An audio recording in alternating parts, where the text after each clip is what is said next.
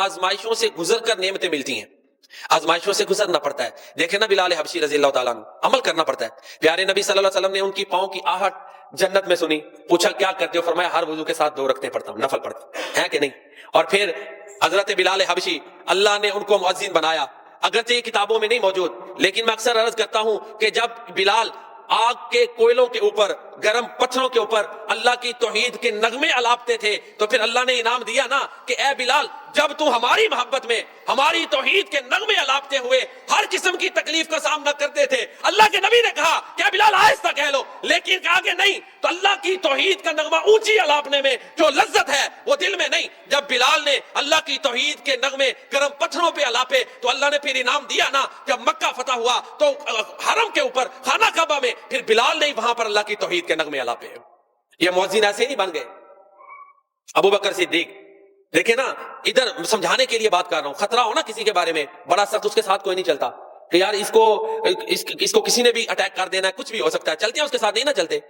تو جب نبی صلی اللہ علیہ وسلم کے بارے میں کفار مکہ نے یہ اعلان کر دیا زندہ یا مردہ ان کو پکڑنا ہے، تو ہجرت کا پلان کدھر بنا تھا؟ ابو بکر صدیق رضی اللہ تعالیٰ عنہ کے گھر میں بنا تھا۔ ہے ایسے ہی نہیں، ابو بکر کو بھی جو ہے نا وہ امام مقامات مل گئے رضی اللہ تعالیٰ عنہ۔ فل خوف کی گھڑی میں ابو بکر صدیق پیارے نبی صلی اللہ علیہ وسلم کے ساتھ چلے۔ غار ثور میں جب پریشانی آئی تو کیا ہوا؟ آپ نے کیسے الفاظ کہے تھے کہ لا تحزن ان اللہ معنا، غمگین مت ہونا، بے شک اللہ ہمارے ساتھ ہے۔ تو یہ انعام اللہ کے نبی نے اپنے ساتھ ابو بکر کو شامل کیا، اور جو غار میں بھی اللہ کے نبی کا یار، جنت میں بھی یار، یہ انعامات مل گئے، پھر دنیا میں بھی اللہ کے نبی کے ہمسائے، ساتھ ہی قبر مبارک ہے۔ تو یہ انعامات ایسے نہیں ملے، ہر موقع پہ ابو بکر نے قربانیاں دی ہیں، اللہ کے لیے قربانیاں دی ہیں، اور پیارے نبی صلی اللہ علیہ وسلم کے لیے، کہ اللہ کے نبی نے یہ کہا کہ میں نے ہر ایک کے احسانات کا بدلہ دے دیا ہے سوائے ابو بکر صدیق رضی اللہ تعالیٰ عنہ، کہ ان کے انعامات کا بدلہ صرف اللہ تعالیٰ دیں گے۔ تو آزمائشوں سے گزرنا پڑتا ہے۔ ابراہیم علیہ السلام کو اللہ نے عظمتیں دی، ساتھ آزمائشوں سے گزرے، اور سورہ بقرہ میں اللہ فرماتے ہیں وَإِذِ ابْتَلَىٰ إِبْرَاهِيمَ رَبُّهُ بِكَلِمَاتٍ فَأَتَمَّهُنَّ۔ وہ وقت یاد کرو کہ جب ابراہیم علیہ السلام کو ان کے رب نے چند کلمات کے ساتھ آزمایا تو ابراہیم علیہ السلام نے ان کو پورا کیا۔ جب پورا کیا اس کے بعد اللہ فرماتے ہیں، پھر اللہ تعالیٰ نے کہا انی جاعلک للناس اماما، اے ابراہیم بے شک ہم آپ کو لوگوں کا امام بنانے والے ہیں۔ اور پھر اللہ نے بنایا نا امام۔ ابراہیم علیہ السلام کائنات میں وہ واحد ہستی ہیں کہ تمام الہامی ادیان کے ماننے والے ان کا احترام کرتے ہیں، وہ واحد ہستی ہیں۔ ہمارے نبی کریم اللہ کے بعد سب سے افضل ہے، ہمارا عقیدہ ہے، لیکن عیسائی یہودی انہیں اللہ کا رسول ہے، بطور رسول ان کا احترام نہیں کرتے۔ عیسیٰ علیہ السلام کو یہودی نہیں مانتے، ٹھیک ہے کہ نہیں؟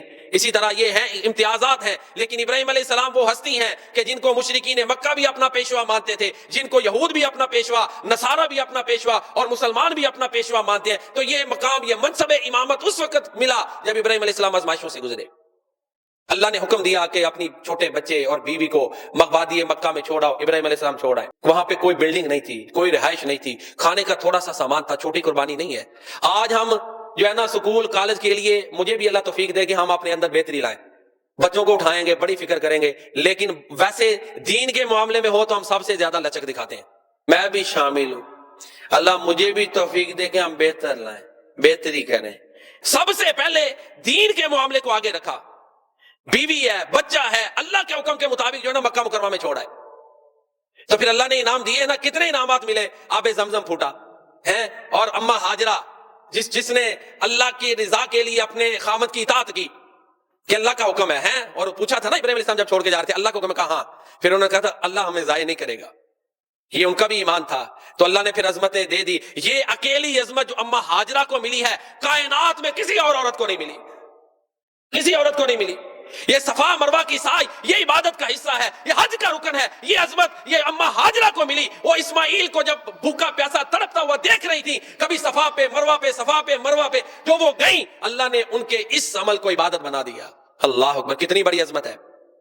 تو پھر ابراہیم علیہ السلام نے دعائیں کی، وہ وادی مکہ نہ کوئی زراعت نہ کوئی چیز، لیکن آب زمزم نکلنے کی دیر تھی، اللہ نے لوگوں کے دلوں کو اس کی طرف مائل کر دیا۔ تو یہ عظمتیں اللہ نے عطا فرمائی ہیں قربانیوں کے بعد۔ تو عرض یہ کر رہا تھا قربانیاں دینی پڑتی ہیں، پھر اللہ عظمتیں عطا فرماتے ہیں۔ تو ابراہیم علیہ السلام کی سیرت کا ہمارے لیے ایک جو بہت بڑا پہلو ہے وہ یہ ہے کہ اللہ تعالیٰ کی توحید کو ڈنکے کی چوٹ انہوں نے بیان کیا، اور اللہ تعالیٰ نے قرآن کریم میں ابراہیم علیہ السلام کی توحید کا جو واقعہ ہے وہ بار بار اسی لیے بھی بیان کیا ہے کہ مشرکین مکہ جو ابراہیم علیہ السلام کی اولاد میں سے تھے اور اپنے آپ کو ابراہیم علیہ السلام کا پیروکار کہتے تھے، انہیں سمجھانے کے لیے کہ تم کہتے ہو ہم ابراہیم علیہ السلام کو ماننے والے ان کے دین پر ہیں، انہوں نے تو بتوں کو توڑا، اور مشرکین مکہ نے بیت اللہ میں 360 بت رکھ دیے۔ تو ان کو سمجھانے کے لیے خاص طور پر اور قیامت تلک ہر انسان کو سمجھانے کے لیے کہ سب سے بڑا تعلق اللہ کا تعلق ہے، سب سے زیادہ احترام والا تعلق اللہ تعالیٰ کا تعلق ہے، سب سے بڑی جو انسان کی ذمہ داری ہے وہ یہ کہ اللہ کی بندگی پہ آنچ نہ آئے۔ جب اللہ تعالیٰ کے ساتھ انسان کا تعلق مضبوط ہوگا، اس کی محبت میں آگے بڑھے گا، پھر اس کی بھی نوازشات ہوں گی، پھر غیب سے مددیں بھی آئیں گی، دعائیں بھی قبول ہوں گی، اللہ مشکل حالات میں بھی آسانیاں پیدا کریں گے۔ جب کچھ سلجھائی نہ دیتا ہو، غیب سے اس کی مدد آ جائے گی۔ تو ابراہیم علیہ السلام کی سیرت سے ہمیں یہ سبق ملتا ہے۔ باقی جو